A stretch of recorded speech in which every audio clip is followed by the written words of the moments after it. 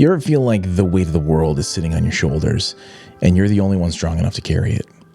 Everyone calls you reliable. Everybody calls you strong. Everyone knows that if they need something done, you're the one that's going to make it happen. But then late at night when the house is quiet and you're all alone and no one needs anything from you, you feel it most. The exhaustion that sleep never seems to fix. The quiet resentment that creeps in sometimes, even though you love the people that you're carrying. The slow realization that you've been pouring from a cup that's been empty for a very long time. This is the hidden side of being capable. It's not just hard work. It's actually slowly disappearing while everyone around you thinks you're fine. It's saying yes when your soul is screaming no. It's becoming the person everyone depends on while forgetting how to depend on yourself. And if you're listening right now and something in your chest just tightened, you already know what I'm talking about. Because there's a cost to being the strong one. And today we're going to finally talk about what that cost really is. The cost of being capable.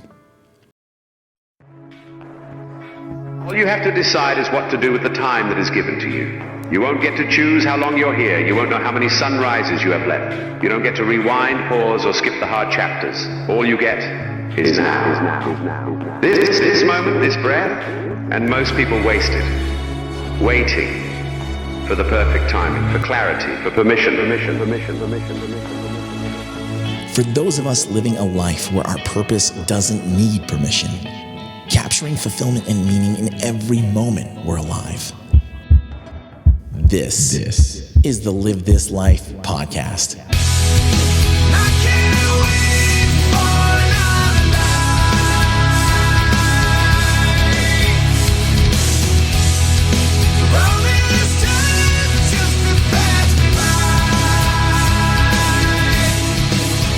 I'm your host, Heath Cummings.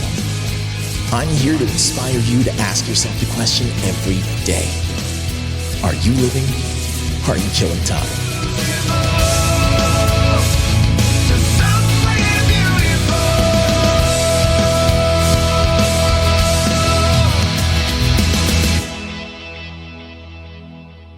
Hey family, welcome back to the Live This Life podcast.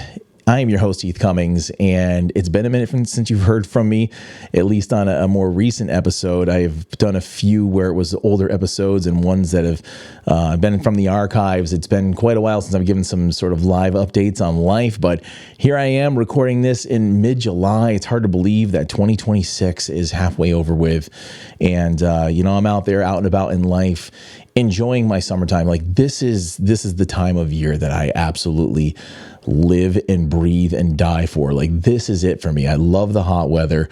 I love being at the beach. My time away that I get to spend with my family in Cape Cod, the place that is going to be, my future residence at some point in the very near future, hopefully. And the place that some of the podcasts, fashion line, the clothing line, the swag, whatever is sort of geared to. That is the place where I'm just focused on this time of year. So, in between the breaks of when I'm getting things done and going on vacation and coming back, trying to get some episodes recorded. But yeah, actually this year I'm gonna be doing a few from the coast, actually doing some episodes right from the beach. So we're actually leaving in a few days, and I plan to record a few of those. So that should be pretty interesting. But yeah, the last few months, I've been pouring energy into a whole bunch of different things in life, and pulling energy out of other areas of my life that seem to drain the energy from me. And the last few months have just been pretty much focused on just that. And, I'll share a bit of you as to why, a little bit of the inside story as I always do, but there are some things I have to sort of leave in the realm of mystery. But, in the last few years, and especially culminating in the last few months, I was locked into something that was really slowly starting to take over my entire life. And it really had been for quite a while, and I've been pretty open throughout the course of this show about my ups and downs in the last few years, especially. And, what were the contributing factors to that? Because I think that really benefits a lot of people. Some people see me as a strong person and someone who's gotten things done in life. And it's good to know that behind the scenes, it's not all sunshine and rainbows. People don't just have these flawless lives behind the scenes that, happen outside of their accomplishments. Like, people go through some real struggle. And I think that's one of the things that I've gotten feedback from listeners that people value the most, is that they really get an inside look to some of the things that go on in life with someone they may be, looking up to in some kind of a way. And I guess I'm that person. But the ups and downs in the last few years, there's been quite a few. And one of the ones that was probably one of the biggest contributing factors, probably one of the hardest ones that I had to shed out of them all, finally was shed. And, it became from a place of love. The reason why I couldn't really shed this particular thing, a place of caring, sort of a place of feeling like an obligation, like a duty that I had to fulfill. But yeah, the last few years, waking up at 4 o'clock in the morning and hitting the ground running, and getting messages and calls from this other venture that I was a part of, starting at 5 a.m. and not finishing until 5 or 6 at night, sometimes even later, and on the weekends as well, and I was pouring every ounce of what I had, every bit of my focus whenever I possibly could, and, honestly, every bit of my soul into this thing that I thought I was going to be able to use my skill sets and savvy and everything I felt like I had to contribute to the world into this thing to make things better. And ultimately, it was far more of my energy than this thing particularly deserved. Even though I kind of felt like something was off the entire time, I just kept on pushing through. And that's sometimes what us capable people do. I know that's what I have done many, many times. You just continue to push on through something, instead of giving up. And that's just kind of how we're wired, right? That's what we do. That's our thing. Like, that's what we've been bred to do. It's what we've always done. If there's a problem, we fix it. And ultimately, that's it. If there's a challenge, we try to take it on. And if someone needs something done, we're usually the ones that they will call to get the thing done. And for me, I've always felt like I've been that capable one, the reliable one, the one that, the person who people can call and can handle the pressure and still get the things done and not crack, or so it seems on the surface, because ultimately the cracks were very, very many in the recent years. But what I've come to realize throughout all of it is that your personal identity can come at a serious, serious cost in the midst of one of these types of situations, especially when you are surrounded in many areas by very incapable people, ones that don't help you push the cart, but instead they hop on top of it so they can go along for an easy ride in life while you continue to push the cart forward with every amount of energy and effort that you have.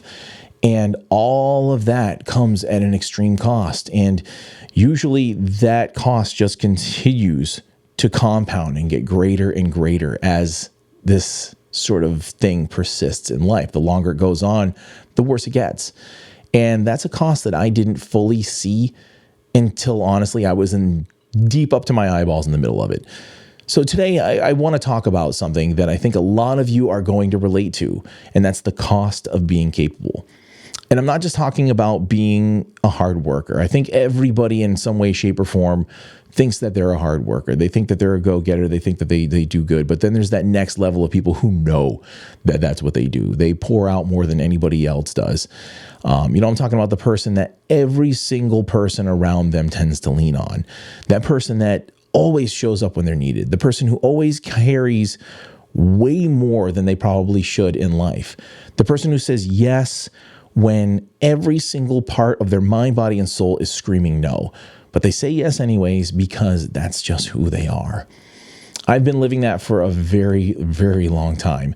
And for a while, I kind of wore it like a badge of honor for some reason. I thought it made me strong. When you push through something, when you're in the gym and you're pushing through a hard workout, when you're, I always use these metaphors of physical stuff, but it really relates to the things that we go through in life. When you're trying to climb a steep mountain, and like anybody who is an outdoors person who's a hiker knows that feeling. When those legs start to burn, you can't really just stop. I mean, you're guaranteed you're never going to make it to the top if you do stop. But to make it to that top, you're going to feel some burn. And I'm just one of those types of people that when I'd feel that burn, you just keep on pushing through it. You got to get the growth by putting in that effort. And I guess I pushed through too many things that I probably shouldn't have pushed through. I thought it made me valuable. I thought it made me a good man and a good father, a good worker. Every single righteous thing in this world that we try to be, I felt like that push, that drive was going to create that. It was going to forge that person.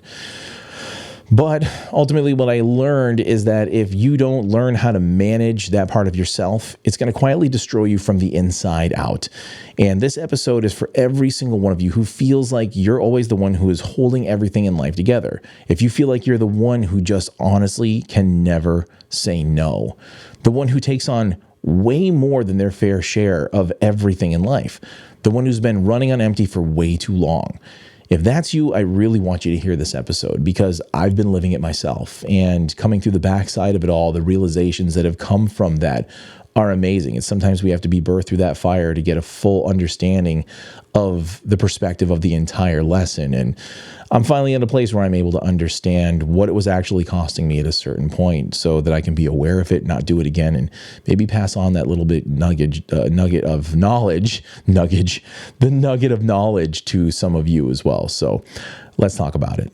So before we dive too deep, I do want to remind you all to subscribe to the show on whatever platform you're listening on.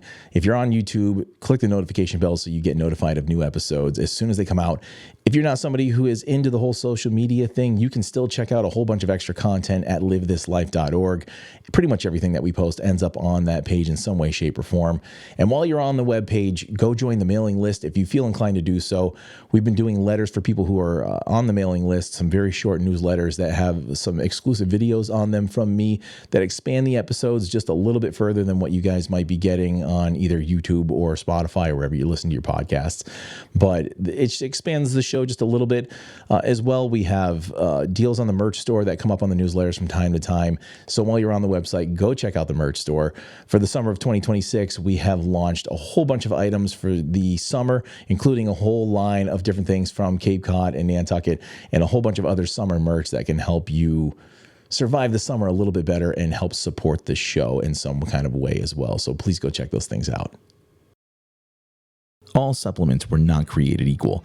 I hear other big podcasters out there promote superfoods and scoops of powder that are supposedly all-inclusive. Well, unfortunately, that means it could also include literal poisons, including glyphosate and other pesticides, which are everywhere in today's food supply. Everywhere, that is, except for Organifi. They are one of the only brands that has this symbol certifying it's glyphosate-free. And if you know what that stuff is, literal weed killer, you'd know how important it is to avoid it at all costs. Organifi has been with this show from the start. It's a pillar in my life, and the before and after effects of its benefits are palatable. People ask, dude, what's your secret? And I tell them it's no secret, it's Organifi. Invest in your health today. Check out everything this company has to offer. Go to OrganifiShop.com. That's OrganifiShop.com and use the coupon code LiveThisLife, all one word, at checkout and save 15% on every single order. Head to the link in the show description for their products. That's OrganifiShop.com. This podcast is sponsored by BetterHelp. The world can get heavy at times. It's normal to need someone to help you lift the weight. You wouldn't go to someone who doesn't know how to manage money, to handle your finances, or a doctor who knows nothing about keeping you healthy. Then why do we turn to people in our lives for help or advice who really don't know how to get us through life's difficulties? That's where BetterHelp comes in. I've been very open about my struggles with mental health over the years, and BetterHelp has been monumental in my ongoing therapy. Not only do they have a journal through the BetterHelp app so you can write things down and get them in the open with your therapist so you can get them up to speed ahead of your session and you can actually get down to business when it's time to meet with your therapist. That was one of the biggest selling points for me, but there are so many other features on the BetterHelp app as well. They have a long list of classes, group sessions, and online lessons that you can dive into from the comfort of wherever you might be. I mean, what's better than taking a therapy session in the middle of a walk through nature, right? Join the solution that millions have subscribed to. Visit betterhelp.com/livethislife to get started and get 10% off your first month of therapy. That's betterhelp.com/livethislife. So what the cost of being capable really looks like. Let me paint the picture for you. So being capable isn't just about working hard. It really isn't. It's not just about your skill set. It's it really ends up becoming an entire identity. It's the person who everyone in your family calls when something breaks. It's the friend who always picks up the phone no matter what time of day or night it is.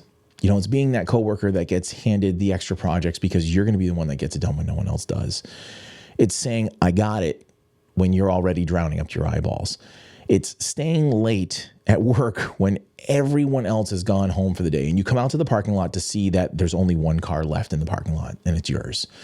It's taking on responsibilities that aren't even yours to carry. I used to think that all of this made me strong, and I wore that shit like a medal. Like, yeah, I'm the guy. I'll handle it. I always come through. I'm the one you can depend on. And at a certain time and in a certain way and in certain places, people respected me for it. They relied on me for it heavily, and it felt good. Like it ultimately does feel good when you can get something done for people and they show you an appreciation, and you just happen to be that guy, and you're that person, that guy or girl, sorry, but you're that person. It does tend to feel good. But over time, I started to notice something about myself, that the more capable I was, the more that people just expected that as the baseline from me. And anything less was a failure, right? The more that I delivered, the heavier the load got in so many different ways. And nobody ever stopped to ask if I was okay carrying all of it. It just became an expectation. Because when you're capable, people stop seeing you as a human being with limits. They really do. I have seen it happen with other people, and I've seen it happen with myself. They start to see you as only a solution to their problems. They literally start to see you as the hammer that can punch in the nail that they need solved, right?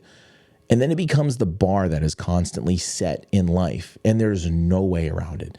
It becomes the standard. It becomes the bare minimum that is expected of you at all times. And anything less than meeting that standard is perceived as a failure. You hear people say, what's wrong with them? It's something that looks like it's off if you don't deliver the absolute top tier stuff that you're known for. And the crazy part is, most of the time, we as those capable ones, we will do it to ourselves. We as the overachievers, we don't know how to say no sometimes. We feel guilty if we're not helping for some reason. We tie our entire sense of self-worth to how much we can handle and how many people are going to need us at any given time.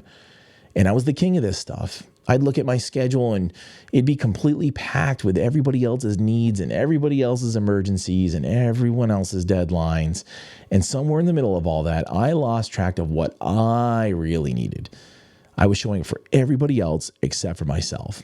And that was a major factor of some of the breakdowns in my life over the last few years. There was a bunch of contributing things. And it was like a death by 1,000 cuts, but that was one of the deepest cuts I think I suffered in all of this. And I knew that this one particular thing, this one thing that I won't name by name, but some of you who are close to me might know what it is, and others of you don't really need to know what it is for you to pick up what I'm putting down. But that particular thing was something that I knew I needed to shed for quite a long time. And in divine timing, it comes up when it comes up, and I know that it ended in the way that it ended and the timing that it needed to end for specific reasons, because some pretty awesome things had to align out of it. I was a tool for a certain catalyst of change. I'll say that. And it was a very positive departure of this particular thing in my life. But I know I'm not the only one who's living in these kinds of circumstances. I know that a lot of you right now are nodding your head because you know exactly what I'm talking about. And you may have this thing that's hung up in your life that you're wishing that you not only could change the way you respond to it, but you wish that you could just straight up walk away from it. And you've maybe made plans to do so at a certain point because you know ultimately the long-term effects of this pervading thought process and the way that your life moves in this modality of these particular things that we surround ourselves with is not going to be good for you in the long run. But a lot of you who are out there still feel some sort of a duty to it. And in some cases, it's something that you can't walk away from. It's something you don't want to walk away from. It's something you shouldn't walk away from. You're the rock for your family. That's always going to be that way. And I think if anything, you're going to dedicate yourself to anyone or anything, it's your family. Your family's going to remember who you were and how you did show up for them. especially those of us as parents. You don't ever want to walk away from that, because I think that's the most important job I think any of us can have in this world. But when it comes to occupations, that's a different story. When you show up to work and you're the go-to person at work and you're the only one who ever holds everything together when shit hits the fan, what does that really do in the end? I've always heard those stories, and how people, if they leave or if they die or something happens when they leave a job, it's literally like you poured everything into that place and that you gave them everything that you could. But tomorrow they're going to fill your seat with someone as fast as they possibly can. We all think that we're indisposable in these places and circumstances, and ultimately we're really not. And that's hard for a lot of us and a lot of our egos to actually absorb. And that's a huge part of this as well. Your ego wants to feel valued. It wants to feel the gratification. It wants to be recognized. And when it doesn't get that, it's a very tough circumstance. So when we get into these roles and these jobs, we want to make ourselves as indisposable as we can, so we feel that gratification and we have people relying on us. And sometimes that singular thing right there gets out of hand. But the question I eventually had to ask myself in the midst of all of the stuff that I was realizing that was a cause of discord in my life was simply, if I'm always the strong one, then who's holding me up when I start to break? And I didn't have an answer for that. And that's what scared me the most. The hidden cost of being capable is losing yourself ultimately. The craziest part about being that capable person is that nobody can see what's actually costing you as the person deep inside. On the outside, everything looks fine. You're getting shit done. You're dependable. People look up to you. They praise you. They say things like, I don't know what I'd do without you. But on the inside, it feels like a completely different story. First, you sort of lose your inner peace. Your mind never actually turns off. When you're sitting down and you're resting, you're thinking about the next problem you need to solve, because the list of things that's going on in your mind is so long. You're solving problems for a job, your family, family member, extended family, friends. Well, what about the problems that are on the list that just matters to just you? The next person who might need something from you, well, what's going to happen to them if I don't show up that way is often what gets in front of your own personal list. That question you ask yourself is, what if I don't show up in the way that everybody expects me to? Who's going to take care of that thing for this particular person? That next deadline that's coming up, what happens if I miss it? What are they going to do? What's going to happen? There's this constant low-level hum of responsibility that's always running in the background all the fucking time, and it steals your peace and your presence if you let it. 1,000%. Every single time it will steal your peace. And then your mind and your body start to pay the price. And I'm talking the adrenal fatigue, the tight shoulders that lead to the migraines, the bad sleep that just cascades into so many different areas of your body, which that then leads to so many different things, from inflammation to old injuries to cognitive decline. You never give yourself the time or the space to actually fully recover.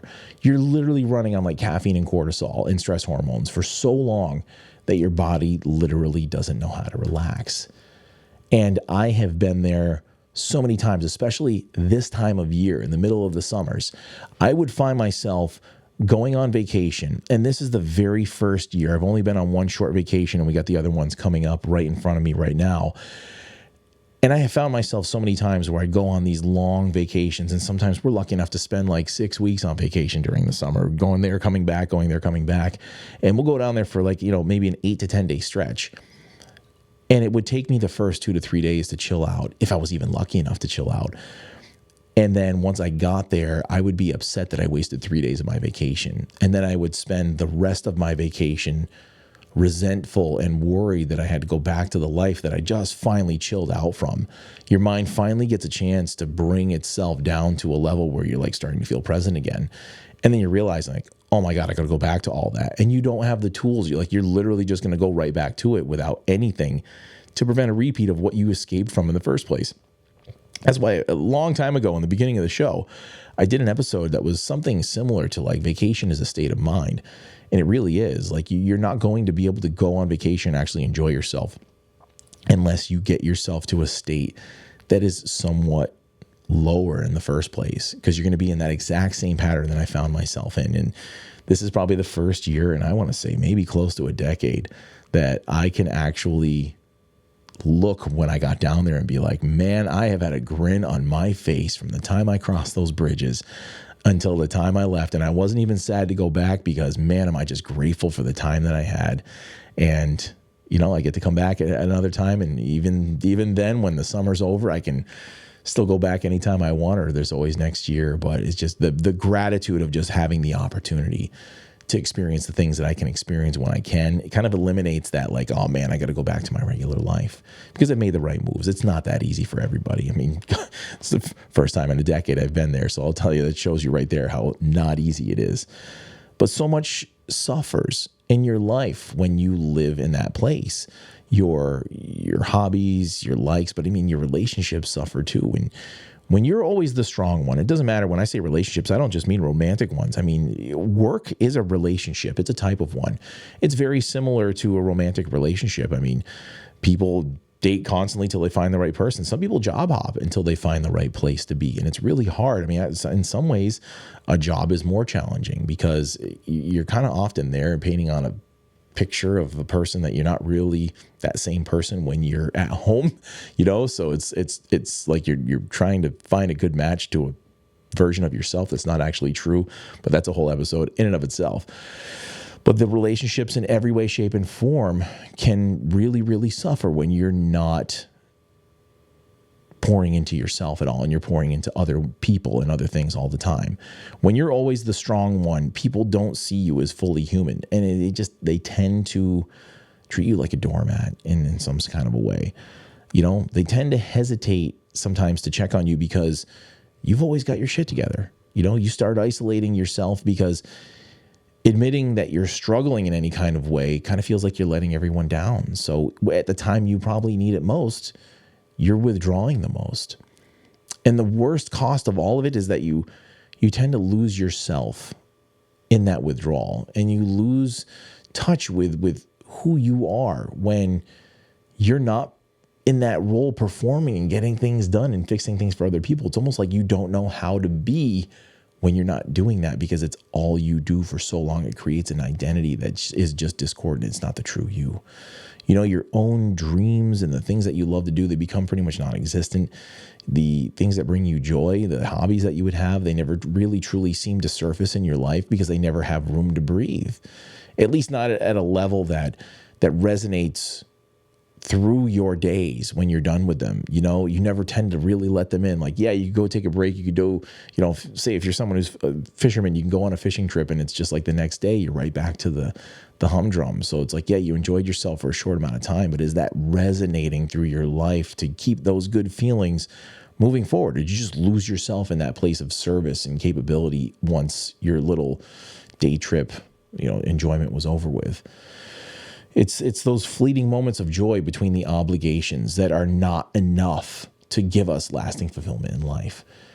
You own your own need for rest. It's something that you have to take ownership of and realize that everybody needs it.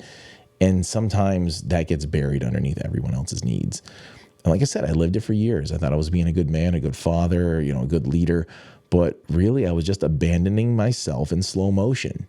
And I see so many people do it. And the scary part is it really starts to feel normal at a certain point. And it's weird, because our culture, at least here in the West, I don't know how it is in other parts of the world. I'm really not as cultured as I would like to be at a certain point in my later years. But this culture here in the West rewards this behavior. In other places, it kind of condemns it, of always being busy, of the doing and not being. And our culture here in the West rewards this crazy behavior. We celebrate this never-ending grind. We glorify the hustle that never seems to end. And we call people like selfless when they're really just self-abandoning. We call that selflessness something like it's some kind of a righteous badge to wear. And really, they just abandon who they really are, and they lose it completely. They lose touch with who they are throughout so many different aspects of their life, and it leads to discord everywhere. But I'm here to tell you that way of living has that price, and that's the price we pay. And if you don't pay attention to that, the price gets higher and higher until one day you wake up and you've completely burned out and you don't even know how to recognize yourself in your own life anymore. And that's what I want you to hear today. If you're the capable one in your world, it's time to take an honest look at what it's really costing you in every aspect of your life. Let me tell you what it looked like for me. For months, probably honestly more like a couple of years, I was deep in this situation that was just very toxic. Like I said before, I was waking up at like 5 a.m. and I was grinding till 5 or 6 at night and sometimes later.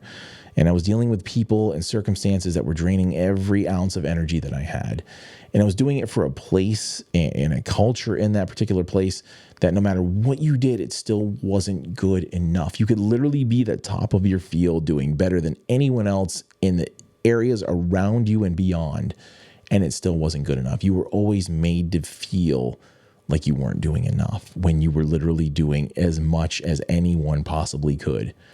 And it's crazy because although we shouldn't do things in life like that, you keep on doing it to try to seek the approval of the people that's around you because you never seem to get it. You never seem like you're doing enough. So it's like that situation I just mentioned. It's a bad one whenever we just pour out into other people. But imagine being in a place that where you pour out, it's still never enough. And sometimes those very capable people, they'll do those things and they'll pour even more into it beyond what their 100% is. They'll do it just for the sake of trying to seek that never approachable approval, because that puts our validation outside of us and we get huge amounts of discord in life because it's something that we're chasing. It's literally that carrot on the end of the stick that we will never actually reach. And when we put that validation in other people and we wait for that stamp of approval for someone else, it's that place we will never actually get to because that validation is always going to be in someone else's hands. And unfortunately, a lot of the times the people's hands that we place that validation in are not someone who's going to give us that validation in any way, no matter what we do. It's a constant chase to get that. Thanks for doing a great job. And your contributions are irreplaceable. I don't know what I'd do without you. And ultimately, yeah, it's something that I think all of us want to hear in some kind of way. It's like you want that little bit of appreciation for what you do.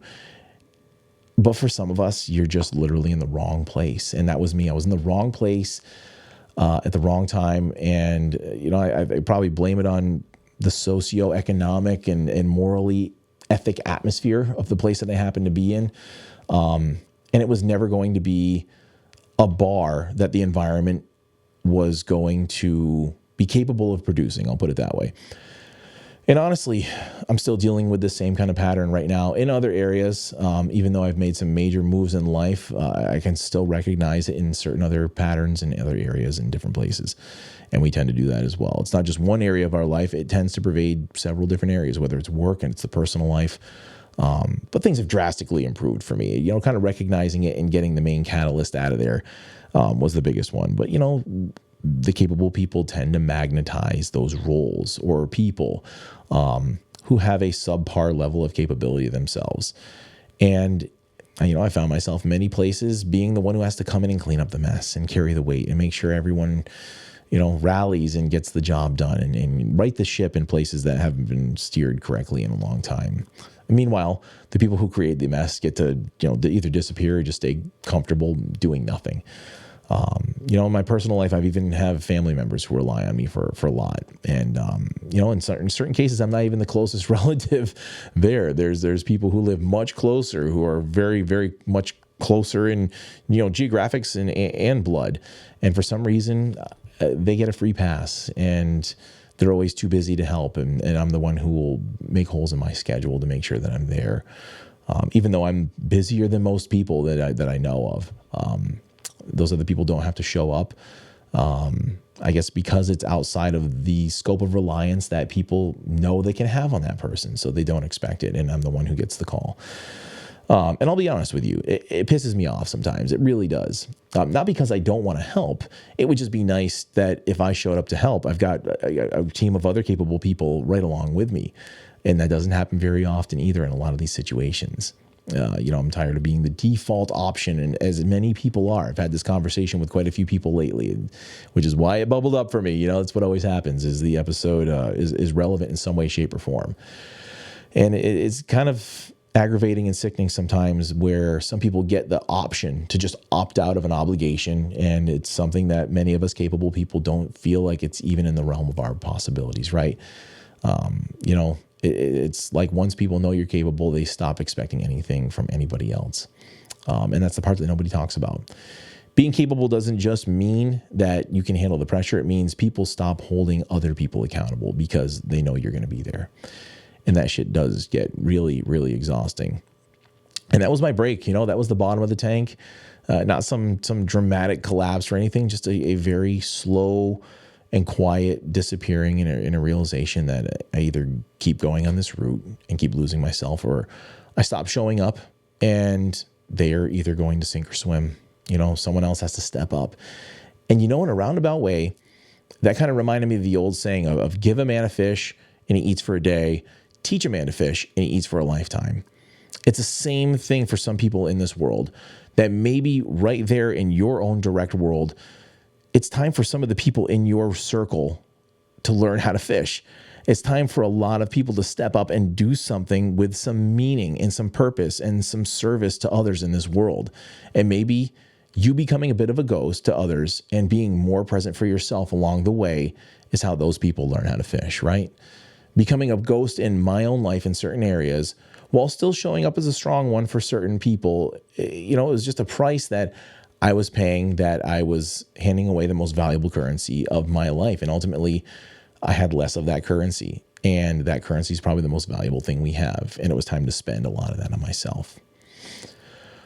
So I made the shift. So what does that shift actually look like? What does that actionable item look like for you? Because I realized that not only have I done the same thing on this show, but I've heard a lot of other shows talk about these concepts, but not give people some action items or give people ways that they can get out of these kind of situations. Like, it's great to talk about it. It's great to commiserate. It's great to know that other people go through these challenges too. But what does it actually look like? What does the change actually look like as an actionable course of action for anybody?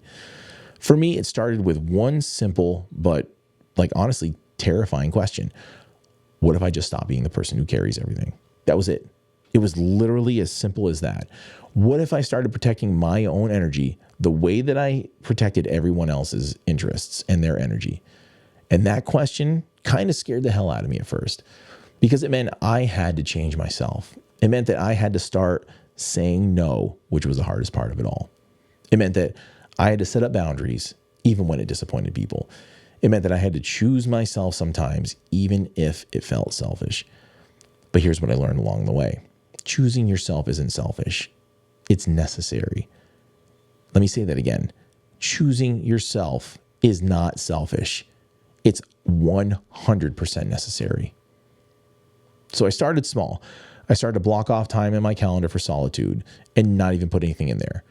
And I'm talking like real solitude, not where I'm going like in the woods with a journal and I'm writing things. I'm talking like no scrolling on the phone. And I just started saying to myself, let me check my schedule and I'll get back to you. Whenever someone asked me something, that started to be the response, instead of like, sure, yeah, I'll do it. Like, knee-jerk reaction was, yeah, sure, I can be there. I'll do that for you, no problem. It was, let me check my calendar and I'll get back to you. And I started asking people for help. And I started saying no. Those were the two biggest things that really helped me, was just simply asking other people for help sometimes. And asking people for help instead of being the one who was always giving the help to others. And you know what happened? The world didn't come to an end. Go figure. People stepped up in ways that I just didn't expect. People found solutions without me. And relationships actually, I think, got healthier because they became more balanced. I started teaching others how to do something and do it alongside of me, rather than just doing it and having them sit there and watch me and have no knowledge on the how to do it for themselves. Started giving them the lessons on how to fish so they could do it for themselves for a lifetime. And some others couldn't do it, and they fell hard. And honestly, they continue to fall, and it's a shame. They'll fall until they learn how to stand on their own 2 feet, but that's sometimes the only way they can do it. And some of them have fallen in the last few months flat on their faces, as a matter of fact. And you know what? Because of that, my own personal value went up. And it's not what my goal was. But to be honest, I think it's a bit of a karmic lesson that some people do have to face in life. And I don't get me wrong, that doing something like this and sort of pulling out for the sake of teaching someone a lesson and sort of doing it with malicious intent, like, oh, I want this person to suffer because I want them to learn what it's like to live without me.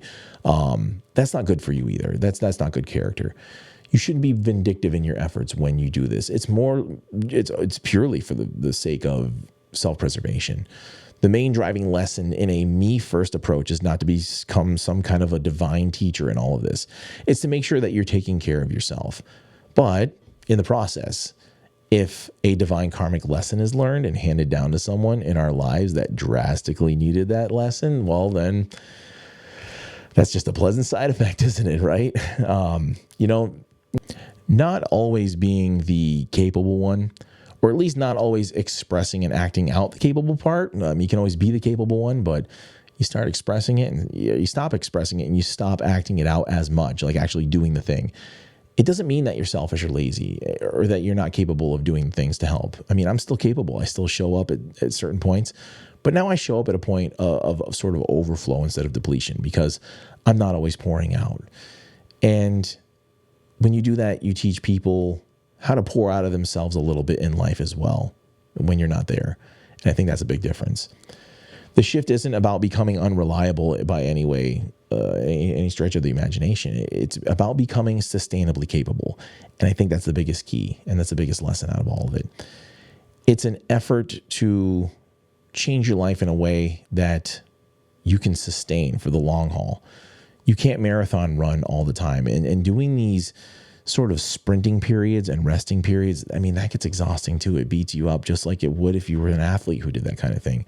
You have to allow time for your mind, body, and spirit to recover on a regular basis. It needs to stay in balance at all times.